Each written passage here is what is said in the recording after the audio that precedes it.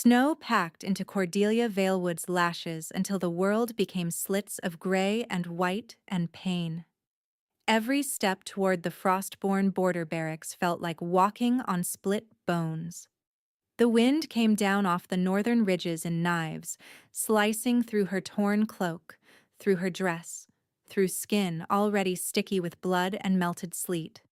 Her belly clenched again, hard, low, merciless, and she bent double with a cry that vanished into the storm.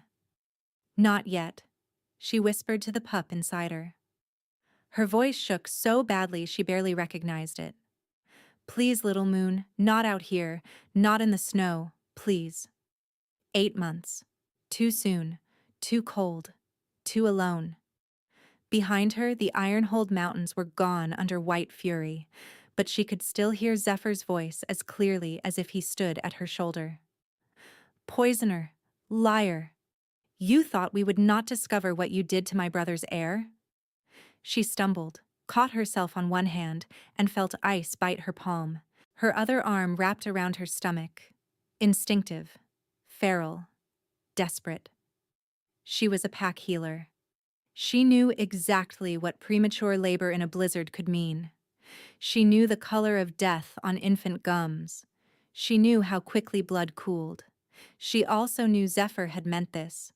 He had not merely cast her out.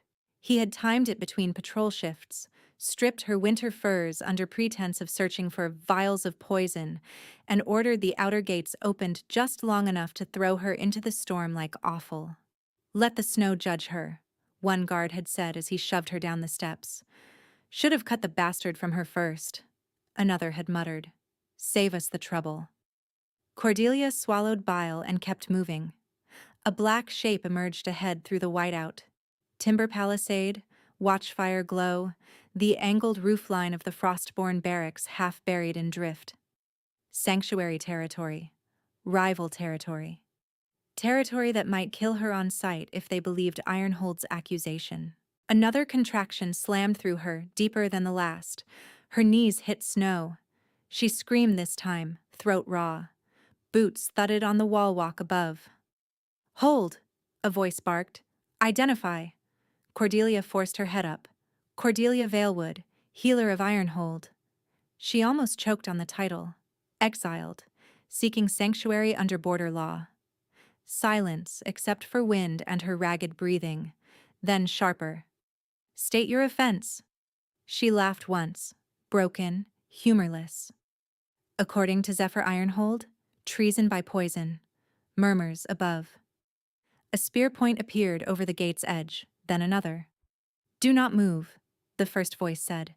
"Keep your hands visible." A hot line of wetness slid down her inner thigh, not just snowmelt. Blood.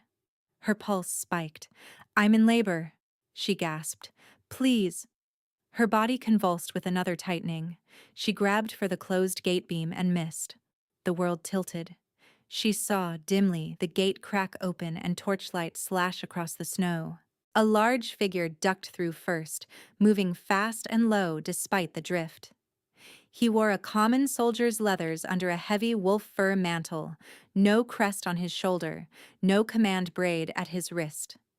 A jagged scar cut from temple to jaw, pale against wind-burned skin. His eyes caught hers, winter gray, steady, startlingly focused. "Back up," he ordered the others without looking away from her. His voice was rough, edged with command that didn't match his insignia. "She falls. She and the pup die. On your heads." One sentry protested. "She's Ironhold, Fenris. Could be a ruse." "Then I'll answer for it." He dropped to one knee in the snow beside Cordelia. "Can you stand?" Her laugh came out a sob. "Not for long." He slid one arm under her shoulders, the other behind her knees, and lifted her as if she weighed nothing. Heat radiated off him through frozen cloth, shocking after hours of cold. The movement jarred her abdomen and pain tore through her. She clutched at the nearest anchor, his wrist. The world detonated. Heat lashed up her arm in a bright, impossible surge, straight through bone to chest. Her wolf, half silent for weeks under stress and fear, reared and howled in her mind so loudly she almost dropped into a shift right there in his arms. Frostpine and ember flooded her senses, his scent, clean and dangerous and achingly right. Not comfort exactly. Vow. Fenris physically flinched as though struck. His pupils blew wide, swallowing the gray of his irises. For one naked second, reverence crossed his face like lightning. Then his expression flattened into disciplined blankness, soldier cold. But his hand turned, clasping hers instead of shaking free. "Stay with me," he said, and there was no rank in the words, only something low and fierce that made her chest ache. "You're safe until I say otherwise." Safe. She almost wept at the lie her body wanted to believe. The storm faded to muffled thunder as they crossed into the barracks infirmary. Warmth hit her skin like pain. Torches smoked. Herbs, cedar, fever leaf, yarrow, hung from rafters. Someone stripped off her frozen boots. Someone else argued near the door. "She's accused of poisoning a royal child," a woman snapped. "You bring her into our birthing room?" A man answered. "She arrived under sanctuary, Jorah. Law binds." "Law doesn't nurse vipers." Cordelia's eyes fluttered. Fenris set her on a narrow bed and knelt beside it, still not letting go of her hand. He looked like any border fighter, scarred, broad-shouldered, practical. Yet every person who entered glanced at him first before speaking, even the loud ones. Not a common soldier, some instinct whispered. Not even close. A contraction rose again. She bared her teeth, breath hissing. Fenris leaned close enough that she could feel the heat of him at her cheek. "Breathe with me," he said quietly. "In. Hold. Out." She obeyed before she could stop herself. The pain carried her backward in memory, dragged her through the hours before the storm. Zephyr in the high hall, immaculate in black and silver, rings flashing as he pointed at her before gathered wolves. His brother's infant lay fevered in a cradle nearby, skin mottled from a reaction Cordelia had warned about days ago. "You dosed him," Zephyr had said, voice polished for witnesses. "You had access to his tonic. You envied my brother's line." Cordelia, stunned. "No. The child reacted to iron root. I told you to stop the tincture." Zephyr's smile had not touched his eyes. Convenient diagnosis from the hand that mixed it. She had looked to the elders, men and women she had healed through winter lung, through birthing tears, through wolf fever. None met her gaze. One elder finally muttered. The air sickened under her care. "That is enough," Zephyr said. "Strip her seal. Search her quarters." They had torn apart her room, scattering herb ledgers and keepsakes from her mother. A guard had held up a pouch of dried nightshade berries, planted, wrong cut, still stemmed as if purchased that morning. And Zephyr had sighed theatrically. How tragic. Evidence and motive. When she protested, a counselor stepped close and hissed so only she could hear. "Confess quietly, and maybe he lets the pup live." That had been the moment her fear became certainty. In the yard, while the storm built, she had been shoved to her knees in front of the outer watch. Zephyr descended the steps slowly, enjoying the silence. "By authority of Ironhold, Cordelia Valewood is exiled beyond all den claims," he proclaimed. "No pack may shelter her without sharing her guilt." He crouched so their faces were level. His smile sharpened. "If by some misfortune you whelp before freezing, leave it for the crows, better nameless than tainted." "You're lying," she had whispered. "You know I didn't poison him." Zephyr's gaze flicked to her swollen belly. "Truth is whatever survives to be repeated." Then he stood and nodded to the guards. They had dragged her through the gate tunnel and thrown her into the storm. Cordelia came back to the present with a cry as her body seized around another contraction. Hands pressed her shoulders. The pack healer, A narrow-faced older woman with iron braids moved between Cordelia's knees, barking orders. More hot water, clean cloth, now. A younger medic cut away Cordelia's blood-soaked shift. She's early.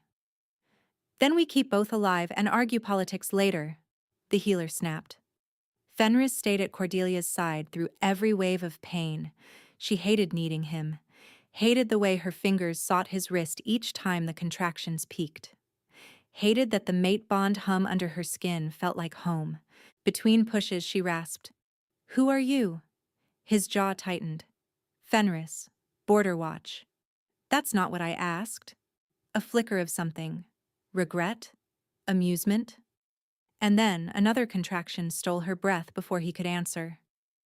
Hours might have passed. Or minutes. Time reduced to blood, breath, pain, push. Again, the healer commanded. "Now, Cordelia." She bore down with a raw scream that scraped her lungs.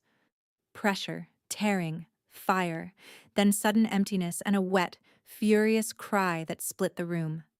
For a heartbeat, no one moved. Cordelia collapsed back, shaking uncontrollably. "My pup," she whispered. "Let me see." The healer lifted the newborn into torchlight to clear his airway, then froze, utterly still.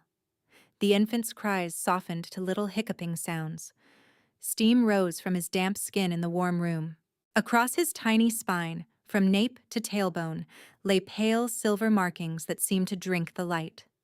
A crescent cradled in thorned spirals, intricate and unmistakable even through birth blood. The healer's face drained of color. "What?" Cordelia tried to sit up. "What is it? Is he hurt?" The woman did not answer at first. She touched one trembling finger to the nearest silver line as if testing whether it was paint. It did not smear. When she finally spoke, her voice had gone reverent and afraid. "Crescent and thorn," she whispered. "Royal war marks of the moon line." A guard near the door laughed nervously. "That line died out centuries ago." 400 years, the healer said, louder now, eyes still fixed on the child. "These marks vanished with the last true sovereign." Silence hit the room like a dropped blade. Then, one by one, wolves lowered to one knee, medics, sentries, even the arguing council clerk in the doorway, without orders and without understanding, as if some buried instinct older than memory had just been called awake. Cordelia stared at them, heart hammering, blood cooling on her thighs, newborn crying in the healer's hands. At her side, Fenris did not kneel. He bowed his head instead, very slightly, and when he looked at her again, nothing in his face was that of a common soldier anymore. The air in the infirmary seemed to tighten around that look. Cordelia's pulse thudded in her ears, too loud, too fast. She could still feel the aftershocks of labor in her bones, her body open and aching, but every instinct she had narrowed to 3 points. Her son's thin cry, the kneeling wolves, and Fenris watching her like he had been waiting for this exact moment his entire life. "Give him to me," she said, voice cracked raw. Jorah hesitated, eyes flicking from the child to Fenris, as if awaiting command she did not understand herself for needing. Fenris moved first, slow, deliberate. He took the newborn from Jorah with hands that looked made for war and held him with impossible care, one palm supporting the tiny head, the other cupping his back over the silver markings. His scar pulled taut at his jaw when the baby whimpered. Then he inhaled sharply, not loudly, not theatrically, just one sudden cut-off breath, as if the scent hit him like a blade. His eyes flashed gold. It was there and gone in a heartbeat, a predator's flare through winter gray. But Cordelia saw it. So did Jorah, whose mouth parted in alarm before she shut it again. Fenris looked down at the child in his arms, and something fierce and astonished crossed his face before discipline slammed down over it. "He's cold," he said quietly. "Blankets." Nobody moved. He lifted his head. "Now." The command cracked through the room. Wolves jolted into motion, cloth, firestone, hot water, frantic hands trying to look useful while pretending they had not just knelt for no reason they could name. Cordelia forced herself upright with a stifled groan. Fenris! He turned to her at once, came to the bedside, and lowered the infant into her waiting arms. Their hands touched over the baby's spine. The bond detonated again. Heat speared up her wrist, but this time it did not stop at her chest. It unfurled, liquid and bright, down her spine and into the hollow ache where childbirth had left her shaking. Her wolf surged awake, no longer a distant, exhausted pulse, but a full-bodied howl that shook her from the inside. Frostpine and ember flooded her senses so hard she could taste it on her tongue, metallic and sweet as blood oath. A pull snapped taut between them, invisible and undeniable, like a cord tied around her sternum and looped through his. She gasped and clutched her son tighter. Fenris flinched harder than he had at the gate. His fingers dug into the mattress by her hip hard enough to split the stitching. The skin over his throat worked once, twice, like he was swallowing a growl. Their eyes locked. Everything else blurred. Torchlight, voices, Jorah muttering about afterbirth and stitches, snow rattling the shutters. There was only that gaze, his control versus her panic, his hunger mirrored by her own traitorous, desperate recognition. Mate. The word did not come from thought. It came from marrow. No, not now. Not like this. Not when she was branded a poisoner, bleeding in a rival barracks, with Zephyr's accusation still hot across every border in the north, and a marked child in her arms who might as well have been a war banner. Her wolf did not care. Her body did not care. It leaned toward him anyway. Cordelia bared her teeth at herself for it. Don't, she whispered, unsure if she meant him or fate, or the stupid, ancient laws of blood. Fenris's voice dropped to something almost too low to hear. I know. He did not touch her again. That hurt more than it should have. Jorah reappeared at Cordelia's side, brisk and shaking in equal measure. Lie back before you rip open, she snapped, then softer, to the child. Hush now, little Stormbite, hush! She peered at the silver spiral nearest his shoulder blade and muttered an old prayer under her breath Cordelia had not heard since apprenticeship. Across the room, one of the kneeling guards finally found his courage. Matron, if the marks are real, we have to send word to— No one sends anything, Fenris said. The guard stiffened. With respect, Border Watch does not decide dynastic protocol. Fenris did not raise his voice. Tonight, I do. Something in those 4 words made even Jorah go still. Cordelia watched him. Every healer's instinct she possessed cataloging details. The way he planted his feet like he expected attack from all sides. The way people deferred to him then pretended they hadn't. The split-second gold flare in his eyes. The old authority in his tone when he forgot to hide it. Not common. Not soldier. Not anything simple. Jorah clicked her tongue and shoved a cup at Cordelia. Drink. Willow bark and honey. You're shivering. Cordelia drank because her hands were trembling too hard to argue. Her son made a tiny snuffling sound, rooting blindly against her breast. Relief hit so hard she nearly cried. Alive. Warm. Here. Fenris stepped back toward the door, shoulders tight.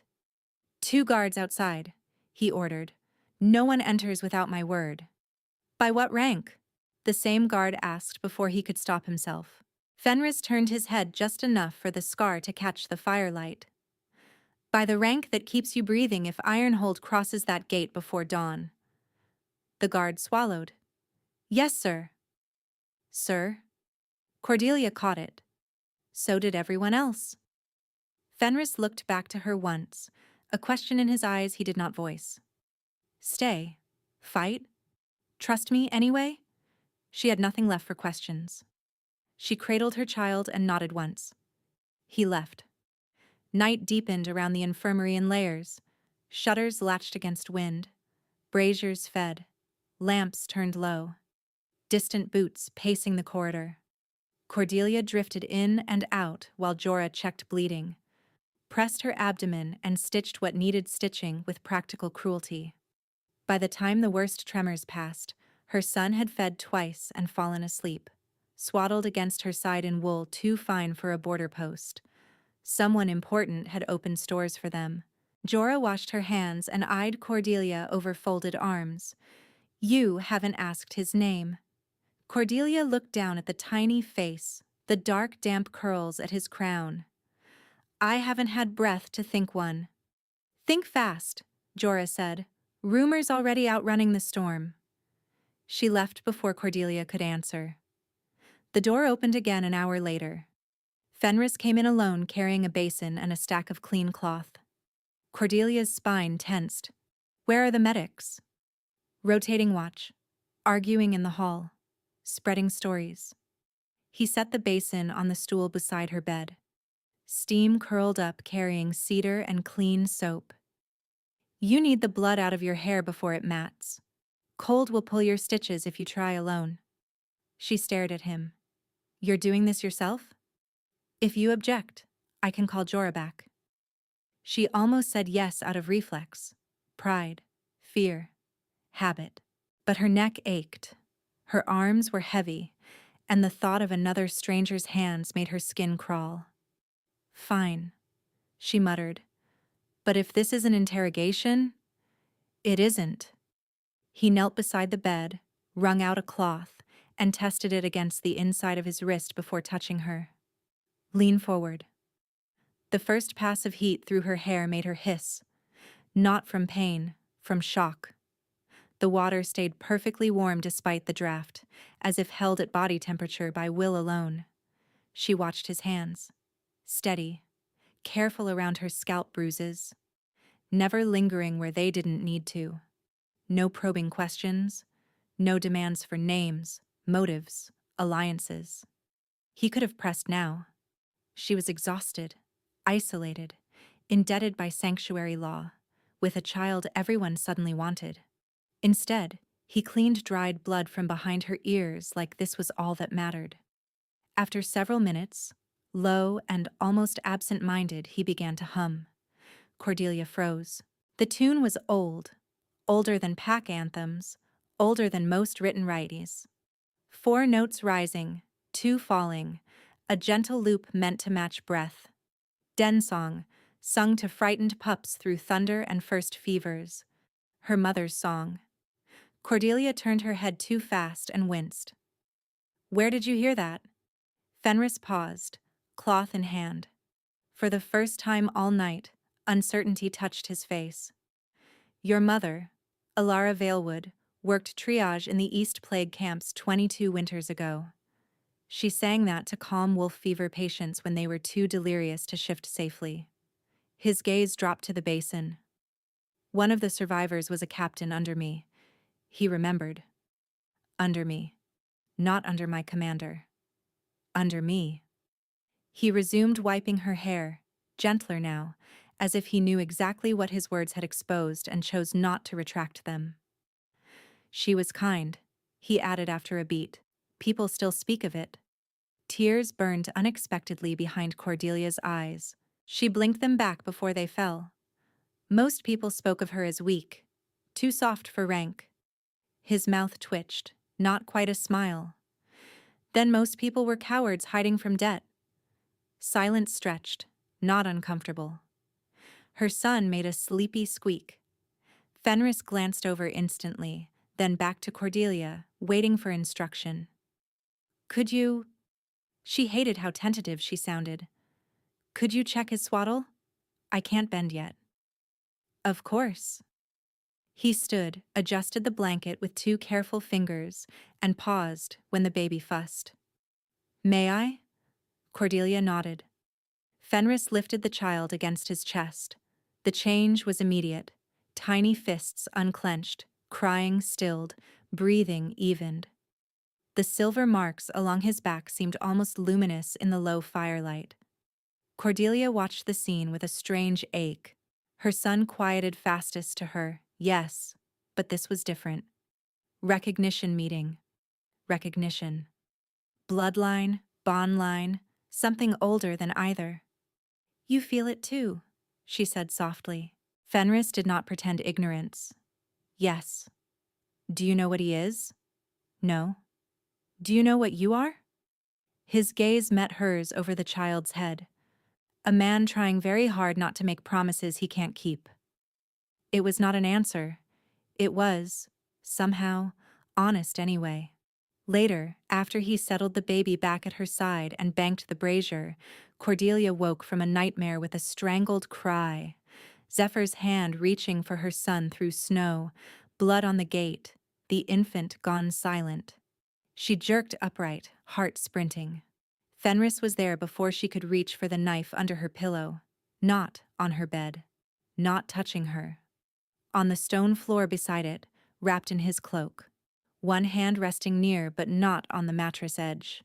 He had been sleeping there, for her line of sight. You're safe, he said, voice rough with interrupted sleep. He's safe. She pressed her palm to her sternum, trying to slow her breathing. You should be in a command room, not on a floor. I'm where I'm needed. Needed, she repeated, suspicious again because she did not know how to be anything else. Or guarding your political miracle? A shadow crossed his expression, there and gone. If I wanted to control you, Cordelia, I'd have done it when you couldn't lift your head. He sat back on his heels. I won't make your choices for you. At dawn, if you want another guard, I assign one. If you want me gone, I go. His jaw tightened. You choose each morning whether to keep trusting me. Before she could answer, he leaned his head back against the bed frame and closed his eyes again, as if the matter were settled. Cordelia lay awake a long time staring at the ceiling beams, listening to his breathing and her son's softer one, and felt one hard knot inside her loosen by a fraction. Dawn came hard and blue through frost-rimed shutters. Cordelia had just managed to sit up enough to feed her son when voices slammed down the corridor. State security concern. Not your private den, soldier. The infirmary door banged open. 3 frost-born counselors entered in fur-lined robes, accompanied by 2 scribes and a guard trying, and failing, to look uninvolved. Elder Malik led, silver beard braided with office rings. Counselor Vessa followed, hawk-faced and sharp-eyed. The third, Torin, carried the oily confidence of a male who thought paperwork made him brave. Their gazes went straight to the infant in Cordelia's arms. Malik folded his hands. By order of Provisional Council, the marked pup will be transferred for inspection and containment. Cordelia's wolf rose, snarling. No. Vessa's lip curled. You are under sanctuary, not authority. Given your charges, blood-forged markings are not impossible. Cordelia stared at her. You think I carved symbols onto my newborn's spine while hemorrhaging? Torin shrugged. Blood magic is ugly work. Before Cordelia could swing her legs over the bed, Fenris stepped in front of her, a wall of leather, scar, and controlled violence. He must have heard them before they hit the corridor. He was fully armed now, sword belted low, hair still damp from melted snow. Malik frowned at him. Move aside. This does not concern rankless watchmen. It concerns a mother under sanctuary, Fenris said. So it concerns me. Torin sneered. Careful. Council can have you flogged for obstructing governance. Fenris inclined his head as if accepting weather. Noted. Malik took a step forward. Bring the child. Fenris did not move. The room chilled. Cordelia felt it first as pressure on her eardrums, then as a clean, cutting scent like ice cracking over deep water. Fenris lifted one hand, palm outward, and spoke in the old formal cadence used only in wartime decrees. Under Alpha King Emergency Statute, Winterhold Codex, 9th Fang, I invoke sanctuary primacy over succession claim until Blood Right Tribunal convenes. Any attempt to seize mother or pup before tribunal constitutes treason against crown peace. Every word landed like a hammer. The scribes went white. Vessa's pupils dilated. Malik actually took a half step back before catching himself. Torin gave a brittle laugh. You don't have standing to recite royal statute. Fenris's eyes pinned him. Then challenge me in full assembly and see which law answers. No one spoke. Finally, Malik cleared his throat. Very well. Temporary delay. He shot Cordelia a look like a blade wrapped in parchment. Do not mistake this for acceptance, healer. They turned to leave in a rustle of offended authority. Cordelia let out the breath she had been holding only when the door shut. Then it slammed open again. Torin had doubled back alone, smile thin and falsely courteous. One procedural necessity, he said. State protections require scent registration. He reached toward the infant, fingers spread to press his gland scent at the baby's temple, the mark used for disputed assets. Cordelia lunged with a snarl that tore her stitches. Fenris got there first. He caught Torin's wrist midair and twisted. Bone snapped. The crack echoed off stone. Torin screamed and dropped to his knees, clutching his forearm, face gray.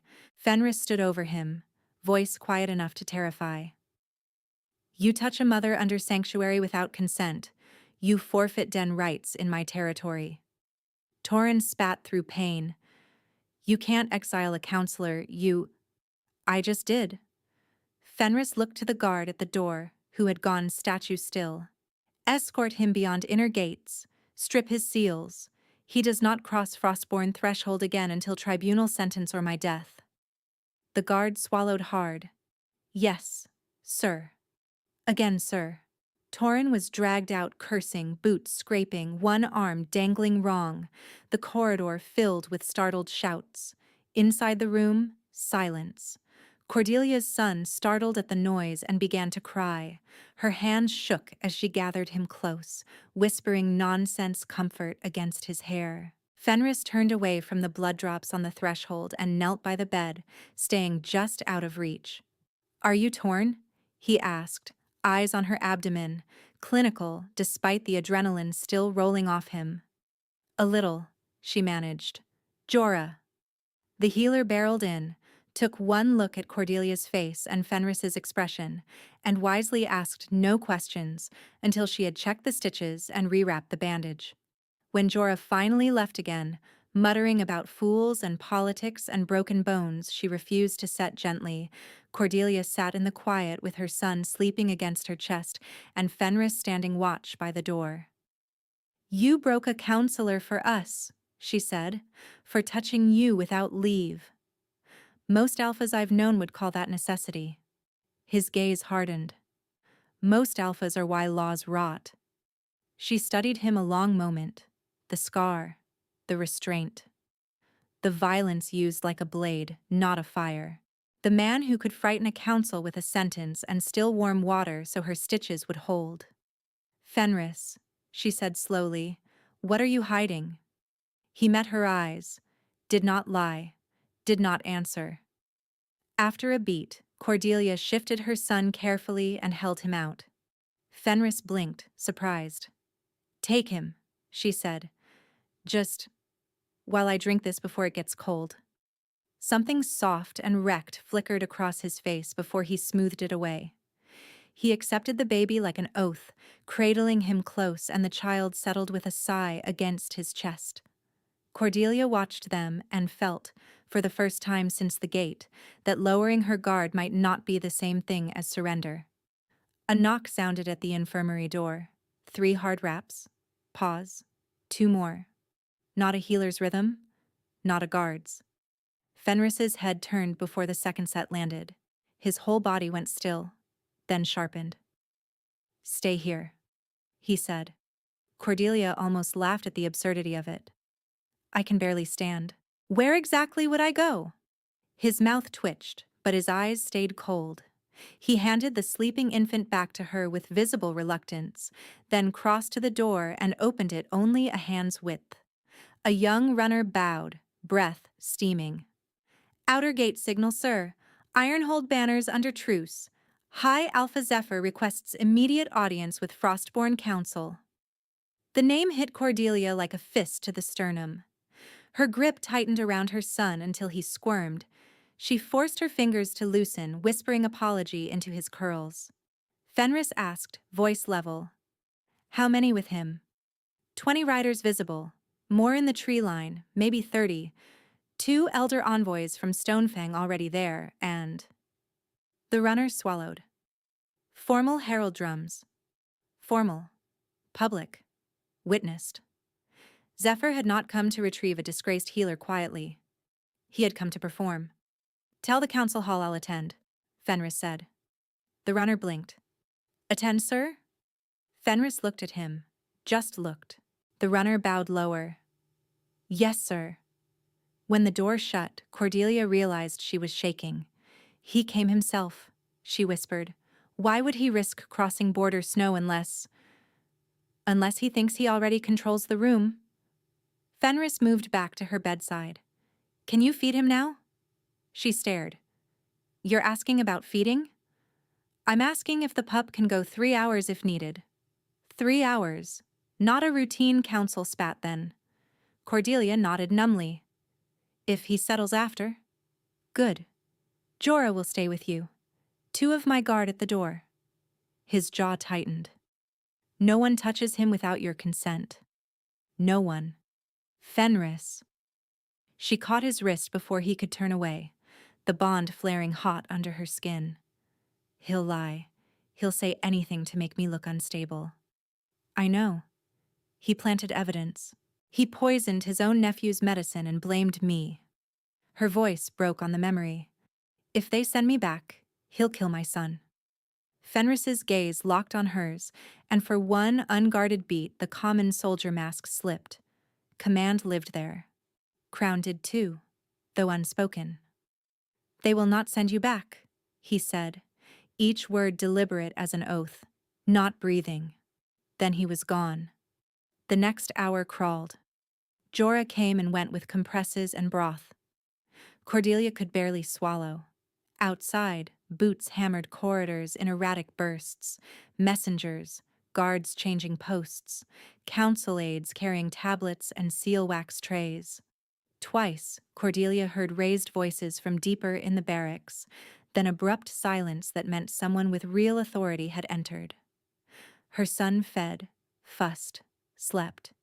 She kept one hand over the silver marks on his back whenever anyone opened the door. Near midday, another knock came, this one accompanied by Malik's thin, ceremonial voice. Sanctuary ward.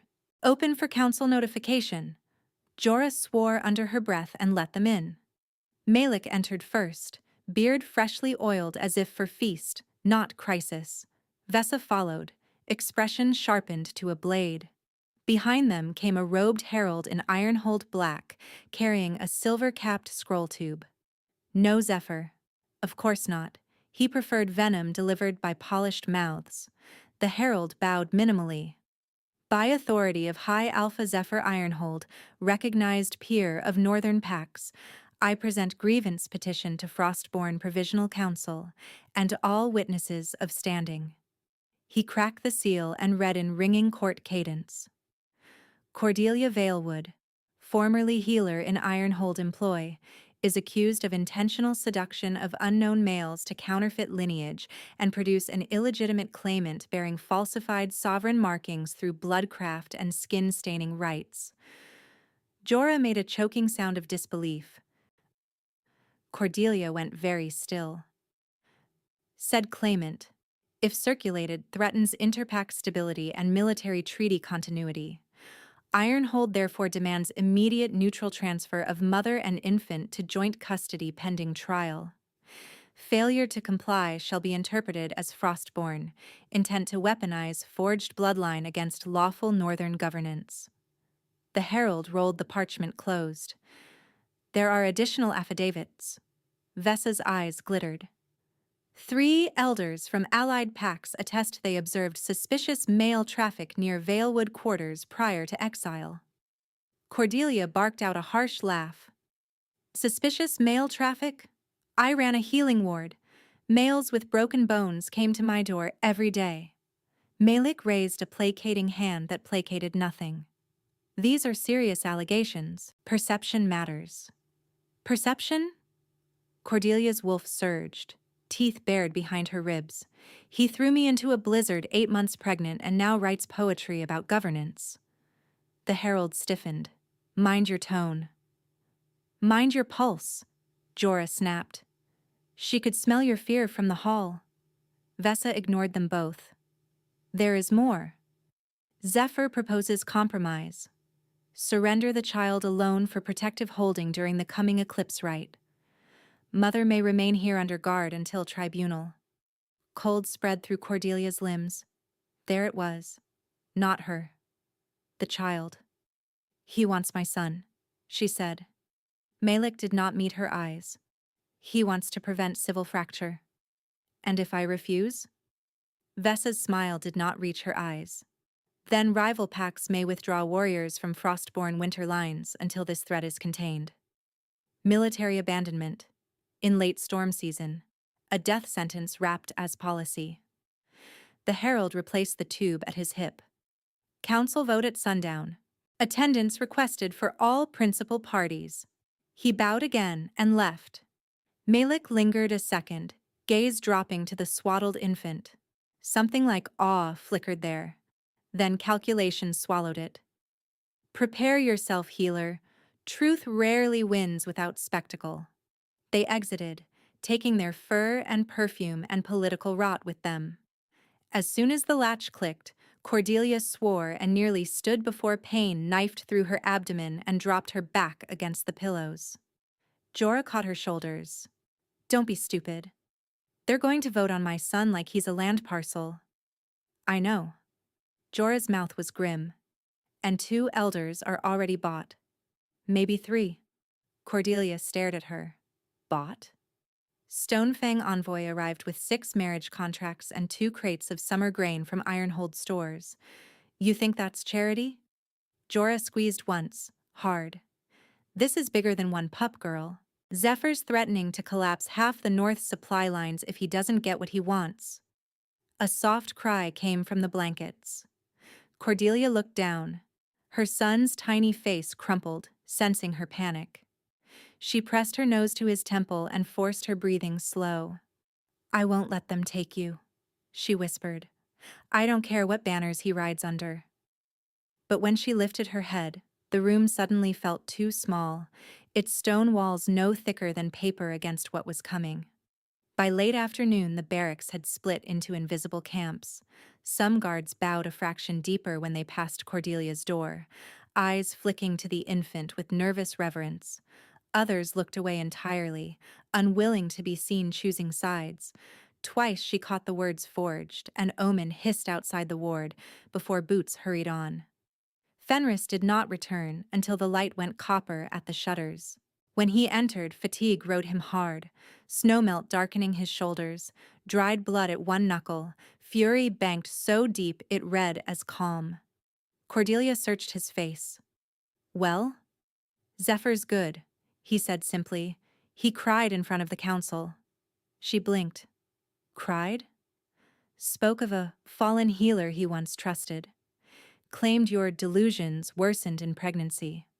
Offered to fund your lifelong care if the child is surrendered. Fenris stripped his gloves, finger by finger. Half the room wanted to applaud. Nausea rose in her throat. He also met privately with Malik and Elder Rusk from the East Annex, Fenris continued. Afterward, they proposed emergency transfer under Eclipse Purification Law. Cordelia frowned through exhaustion. That law requires immediate kin consent. Ordinarily, they're trying to classify you as mentally unfit due to postpartum instability. His eyes flicked to her, apology and rage mingling. On paper, you become vessel, not guardian. For a second, she couldn't speak. All the years of study, rank, service, erased by one word, unstable. Her laugh came out jagged. Convenient. Fenris stepped closer, lowering his voice. I blocked the vote until moonrise. That's all I could do without... He stopped. Without revealing who you are, she finished silently. The bond hummed between them, taut with unsaid truths. Her son stirred and began to fuss. Fenris held out his arms wordlessly. Cordelia passed the baby over. Instant quiet. Fenris looked down at the child, and something in his face softened in a way that made her chest ache. "You should hate me," she blurted. He looked up, startled. "For what?" "For this." She gestured weakly. At the room, the politics, the marked infant, the war pulling tight around them. "I arrived, and your border became a target overnight." "My border was already a target," he said. "You just forced the rot into daylight." He sat in the chair beside her bed with the baby against his chest, broad hand spanning the tiny back without covering the silver crescent. Outside, wind worried the eaves. Inside, lamplight warmed the scar at his jaw. Cordelia watched him rock once, almost imperceptibly, and felt herself slipping toward him despite every warning carved into her. "Who taught you that hold?" she asked. He glanced down. "No one." "Liar."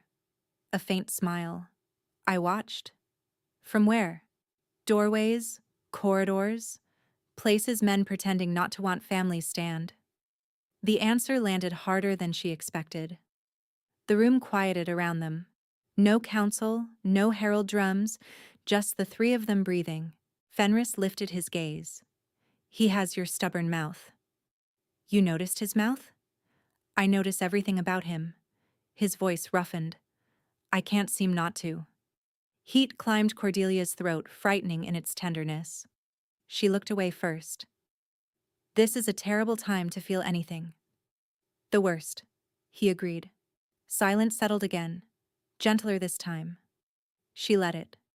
After a while he said, "When this is done, and you're safe, you can decide what I am to you." Her laugh was soft and tired. "You keep giving me choices like I haven't spent months with none." His expression sharpened with pain she hadn't meant to cause. "Then take this one anyway." Her walls did not fall all at once. They cracked. Cordelia shifted carefully, reached out, and laid her fingers over his free hand where it rested on the chair arm. He went still as snow before avalanche. "I'm terrified," she admitted. "I know. I don't trust fate. It has terrible timing." One corner of his mouth lifted. "Also true."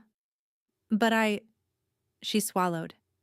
"When I wake and see you there, I breathe easier. I hate that. I need it." The words cost her more than blood had.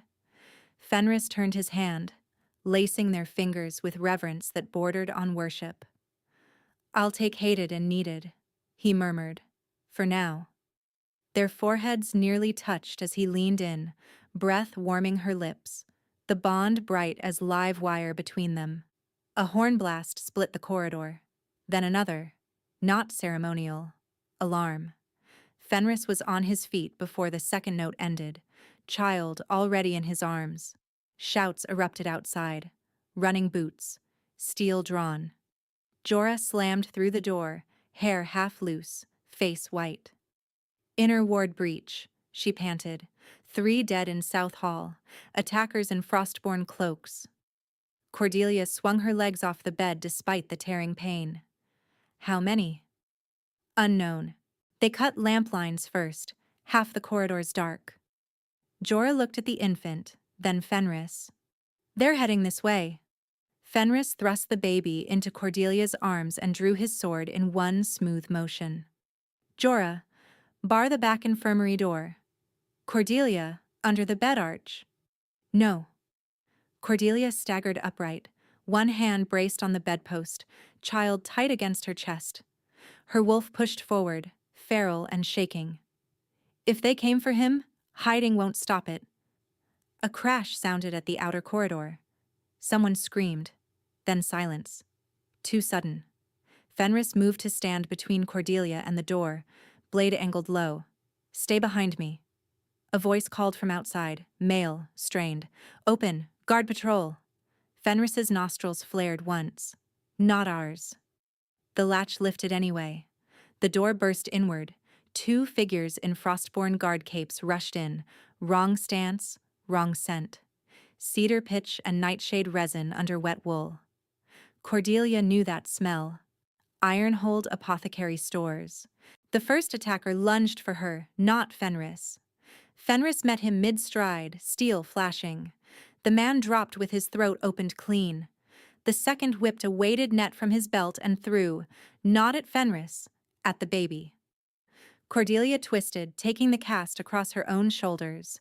The weight slammed her healing abdomen. Pain exploded white. She hit the floor on one knee but kept the infant pinned to her chest, body curved around him. "Mine!" she snarled, voice gone wolf rough. The attacker drew a hooked baton and advanced. Jorah hurled a tray of glass vials into his face. He cursed, blinded for a breath. Fenris killed him in that breath. Boots thundered closer, more of them. Fenris yanked the net off Cordelia and hauled her upright. "Can you run?" "No." "Can you bite?" She bared bloodied teeth. "Try me."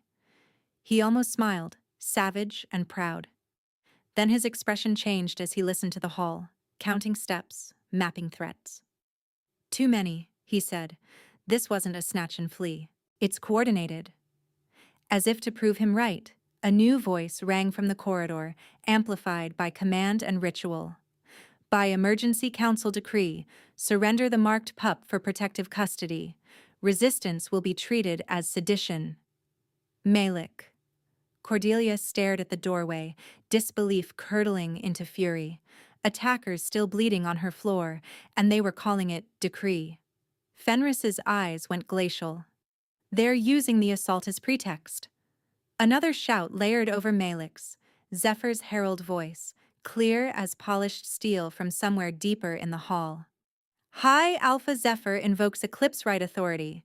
The child is to be transferred to neutral hands before moonrise." Moonrise. Cordelia looked at the blood on the stones, at her son wailing against her heart, at Fenris braced for war in a healer's room, and understood with sick certainty. If they stayed, Council would seize the baby under law-shaped lies. If they ran, they'd be declared traitors. If they did nothing, Zephyr won.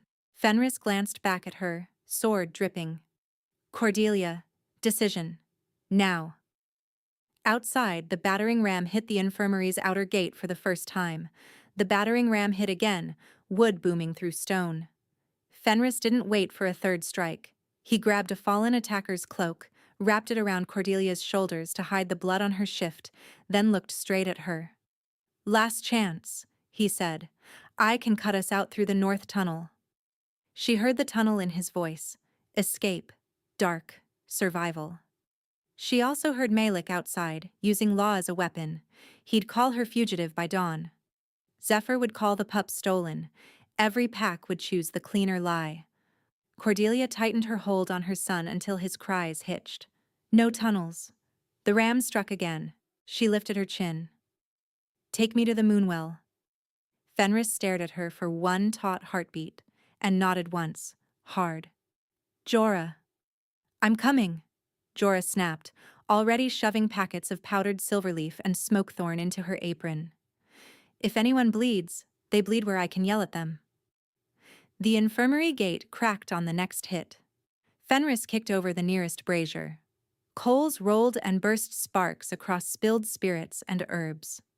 Smoke punched upward, thick and bitter. As the outer door splintered and silhouettes surged through, he drove them backward with two brutal strikes and shouted to the hall, voice like iron breaking, "Moonwell Tribunal, Sanctuary Mother petitions blood right hearing." That phrase mattered. Old law older than councils. Even liars hesitated when they heard it spoken publicly. In that hesitation, they moved. Cordelia ran bent over her son, each step ripping pain through fresh stitches. Jorah was at her back with a hooked bone needle in one hand and a torch in the other, hissing curses at anyone who came too close. Fenris carved a path ahead of them through corridor chaos. Real guards, false guards, council scribes screaming, steel ringing off stone. They burst from the barracks into eclipse dusk. The sky had gone wrong. sun and moon overlapping, light bruised violet at the edges. The Moonwell amphitheater below the keep was already filling. Pack leaders in winter furs, envoy banners cracking in wind. Zephyr's black silver standard staked beside Frostborn white. Perfect stage. He had planned this. As they descended the steps, drums cut off mid-beat. Heads turned. Murmurs rippled outward like a shockwave when the crowd saw Cordelia blood-stained and barefoot, her marked child in her arms, Fenris at her side with a drawn sword. At the center ring, Zephyr Ironhold stood immaculate as ever, dark hair bound with an alpha clasp, grief carved onto his face for witnesses. Beside him stood Malik and Vessa. Both looked less certain now that the unstable mother had arrived upright and furious. Zephyr spread his hands in polished sorrow. Cordelia, gods, look at you. You should be resting, not manipulated into spectacle. Cordelia almost laughed at the audacity. Fenris stepped down to the well ring, but Cordelia touched his arm and moved in front of him. Her voice carried farther than she expected.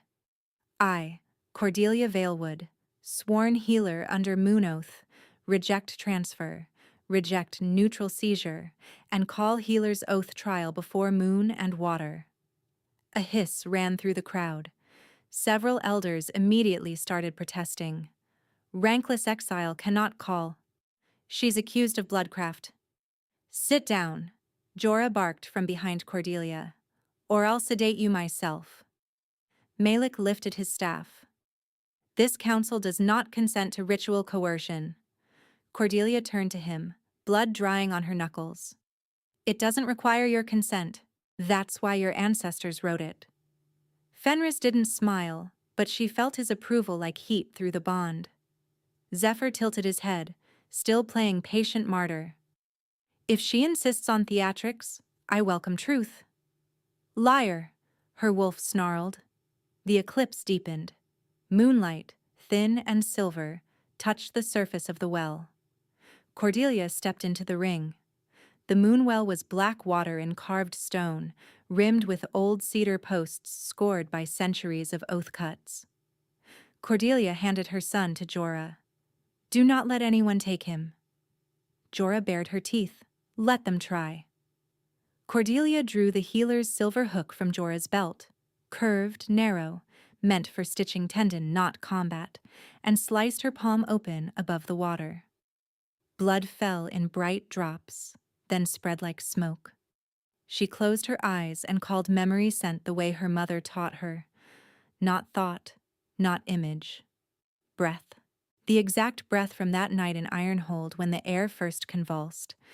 Zephyr leaning over the tonic table, hot seal wax, bitter resin, the false nightshade pouch tossed too neatly into her chest. The well answered. Silver ripples lifted, then thickened into scent made visible. Pale threads for clean cedar and tonic herbs, dark streaks for poison resin, and one sharp metallic ribbon for forged seal wax. The ribbons wound through the water in a trail clear as paw prints in snow, from apothecary's shelf to infant tonic cup to Zephyr's own signet press. Gasps broke from every side. A Stonefang elder inhaled and gagged. Nightshade resin and wax. Gods! Cordelia opened her eyes and pointed at Zephyr. You tampered with the tonic. You forged my access seal. You planted berries from market cut, not healer stores. You poisoned your own blood to build a trial. Zephyr's expression finally cracked. Just for a second, rage flashing beneath polish. Then he recovered. A grieving alpha touched medicine in panic. Hardly murder. Cordelia took one step closer, voice rising. You exiled me before the child even crashed.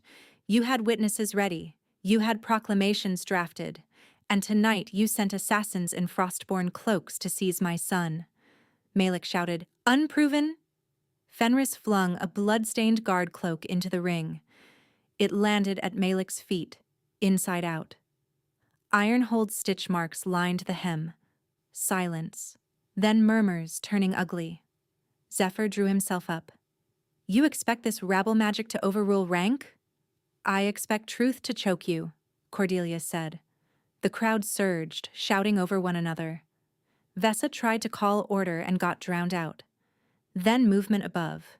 Too fast. Too coordinated. Cedar Gallery.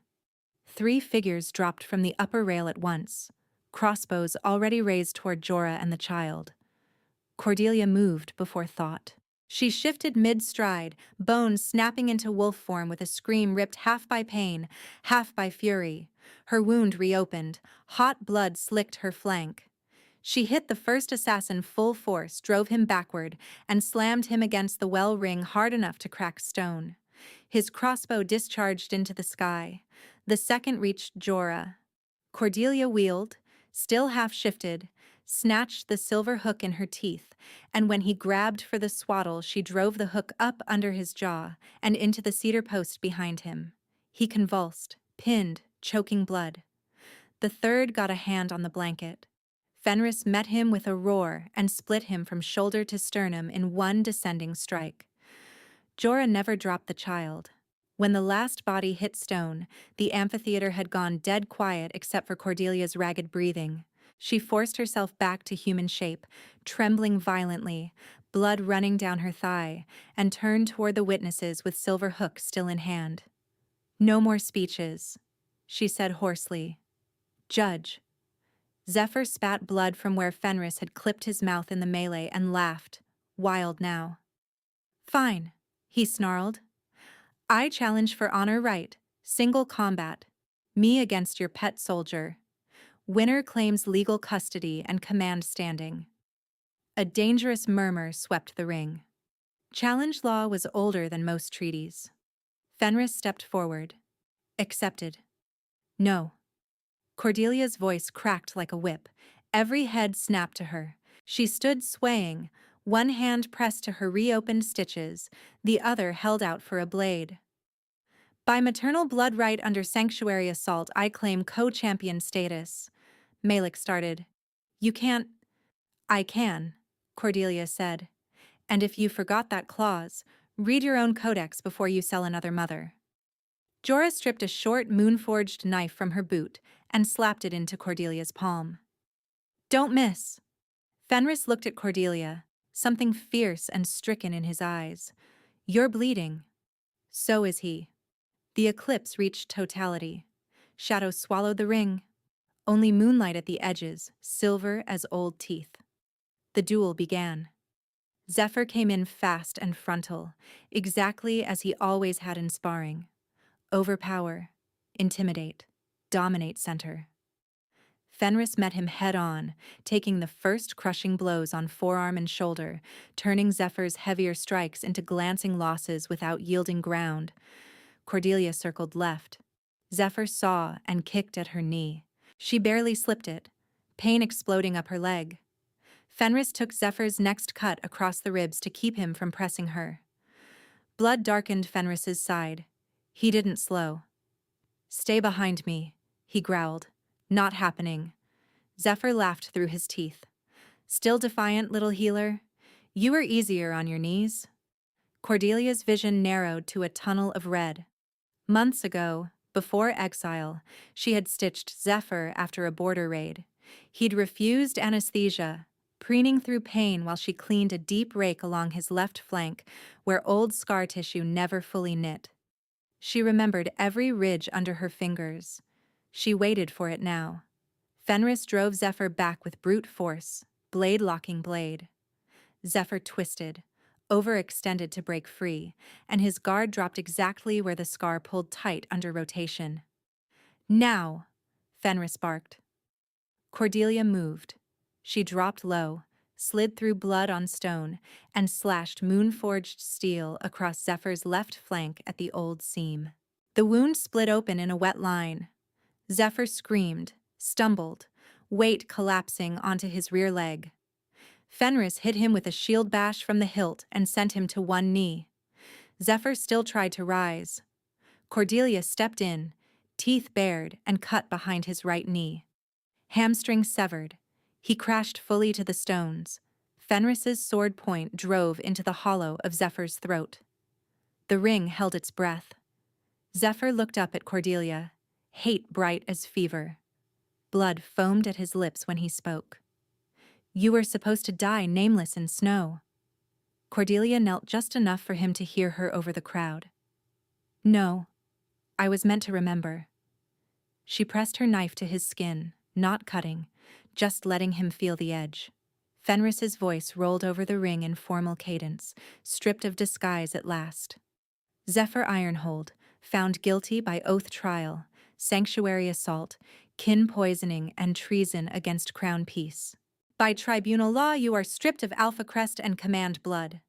He dropped his sword, seized Zephyr by the hair, and with his other hand drove claws, not human nails, claws, into the branded crest mark at Zephyr's chest. Flesh tore. Zephyr screamed, a raw animal sound, as Fenris ripped the crest free and threw it into the well. Shock hit the witnesses like thunder. Gold flashed in Fenris's eyes, unmistakable now. Not rankless, not merely alpha, king.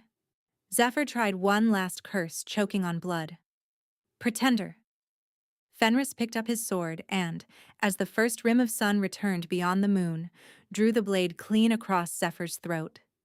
Execution was quick. On law. On witness. Zephyr's body went still as eclipse light broke. No one spoke for 3 long breaths. Then wolves across the terraces sank to one knee again, this time with full understanding. Fenris turned, blood on his hands, and looked at Cordelia first. Always first. The sacred pine den was warm and dim, resin-scented, far from the amphitheater roar. Someone, Jorah, probably, had bundled the pup in fresh wool and tucked him into the moss-lined cradle between 2 low pallets. He slept with one fist by his cheek, silver markings bright in firelight. Cordelia sat on the edge of the pallet while Jorah stitched her reopened wound again, muttering obscenities at heroics and idiots. Fenris stood by the doorway, stripped to linen at the ribs where his own bandage wrapped fresh. When Jorah finished, she jabbed a finger at both of them. No dying tonight. No politics tonight. No one touches my patient without asking. She paused, eyed Fenris, and added dryly, that includes kings who pretend to be soldiers. Fenris inclined his head. Understood, matron. Jorah snorted and left. Silence settled, thick and private. Cordelia watched Fenris cross the room slowly, like a wolf approaching a skittish mate. He stopped an arm's length away. I should have told you sooner, he said. Yes. His jaw flexed. I am Fenris Frostborn, Alpha King of the North Pact. No flourish, no court voice. I took border rank and hid my scent sign to find who was rotting the council from inside. Zephyr's network ran deeper than we thought. Malek was compromised. Vesa took gifts, but did not authorize the attack. Torin is still exiled. He swallowed. None of that excuses lying to you. Cordelia folded her hands to stop their shaking. You let me think I was trusting a guard. You were trusting me, he said quietly. The rest was armor. She held his gaze. Do you have any left? No. He dropped to one knee. Not king to subject. Male to female. Wolf to wolf. Fenris tipped his head, baring the strong line of his neck, pulse beating visible at the throat. Cordelia Valewood, mate of my soul, mother of my heir. May I claim you? Her breath caught. The bond between them already burned, but incomplete, ragged at the edges. She felt it every time he stepped away, an ache like missing skin. You're asking, she whispered. I always will. She looked at their sleeping son, then back at the male kneeling before her with blood and moonlight on him. Yes, she said. Claim me. His eyes flared gold. He stood, moved in close enough that she could feel heat pouring off him, and cupped her jaw with one hand. Tell me to stop, and I stop. I won't. Fenris bent and pressed his mouth first, gentle, reverent, to the curve where neck met shoulder, a kiss that trembled with restraint. Then his canines lengthened. The bite was deep. Pain flashed white-hot through her shoulder and down her spine, sharp enough to wrench a cry from her throat. Then it transformed, flooding outward into liquid fire and winter cold at once. Ice fire. It raced through her blood, into old fear knots, into bruised places she hadn't known were still clenched. Her wolf surged up, not in panic but in fierce, exultant recognition. Mine, his mind voice hit hers, raw and reverent. Yours, she answered without words, fingers clawing into his back as the bond widened, bright as dawn over snowfields. He sealed the wound with his tongue, breath shaking. When he lifted his head, his forehead fell to hers, both of them panting. Mate, he whispered. Cordelia laughed once through tears. Turn around. Fenris's eyebrows rose. Commanding your king already? Your mate, she corrected. Turn. A rough, wrecked smile crossed his face. He turned, exposing the pulse point at his neck. Cordelia leaned in. She could smell everything now. Frostpine, ember, steel, blood. The true scent he'd banked under soldier leathers for months. Her canines lengthened. She bit over his pulse, hard enough to draw blood, harder when his hands gripped her hips and he groaned. Pain became pleasure under her teeth, heat spiraling through them both. The bond snapped fully into place with a force that stole breath. Heartbeat to heartbeat, thought to thought, crown to crown. She felt his grief for every wolf he'd failed to save, his rage at Zephyr, his awe at their son, his impossible tenderness for her. He felt her exile terror, her healer's stubborn mercy, the exact moment she'd decided not to run. Mine, she sent fiercely. Yours, he sent back, and then, unmistakably, mate. They stayed like that a long time, foreheads touching, hands tangled, just breathing through the new ache and sweetness of being known without armor. When their son fussed in the cradle, both of them moved at once, and then laughed softly at the collision. Fenris lifted the pup. Cordelia tucked herself against his side. Together they settled onto the pallet with the child between them. Against his skin, Cordelia whispered, "No more disguises." Fenris kissed her marked shoulder. No more exile. By first daylight, the Moonwell terraces were full again, this time without drums. Snow fell lightly, quiet as ash. Zephyr's banner was gone. In its place hung neutral white and frostborn blue. Cordelia stood at the well ring in formal healer leathers, her new mark hidden under fur at her shoulder, their son bundled against Fenris's chest. Fenris wore king's black, no longer pretending otherwise. The ripped skin at Zephyr's old crest lay wrapped in cloth at the foot of the well, as proof of sentence carried out. Jorah stood to Cordelia's right with a ledger and an expression that dared anyone to waste her time. Mylik, stripped of 2 council rings, knelt first. "I took gifts and withheld warning," he said, voice shaking. "I submit to sentence." Cordelia looked at him for a long beat. "You do not touch law again. Ever. You'll serve winter infirmaries for 7 years under Matron Jorah's command." Jorah grinned without warmth. "He'll regret surviving." Vesa stepped forward next, pale but upright. "I accepted alliance contracts and argued seizure. I did not sanction violence." Fenris said, "You keep your seat under censure and oath-binding. 1 lie, 1 hidden payment, and you join Tauren beyond the border." Vesa bowed stiffly. "Accepted." Stonefang, Riverdark, and East Annex leaders approached in turn, each kneeling to the well and swearing the new covenant Jorah read aloud. "No healer shall be exiled by accusation alone. Oath trial is mandatory before sentence. No mother under sanctuary may be separated from her pup, absent proven mortal risk. Any pup bearing ancestral sovereign markings is protected across all territories by shared guardianship law." When it was done, Fenris turned to Cordelia in full witness. Cordelia Valewood, he said, carrying to the highest step, by crown right and pack vote, I name you Moon Healer Queen of the North Pact, co-ruler in law and mate in blood. War declarations require your consent. Denials cannot be overruled by fang or crown. He held out the moonsteel circlet, not delicate, not ornamental, forged with healer knots and wolf thorns. Cordelia didn't bow her head until she chose to. Then she did, and he set the circlet on her hair. The terraces answered with one unified howl. Their son woke at the noise and blinked up, solemn for exactly 2 seconds before grabbing Fenris's braid and cackling.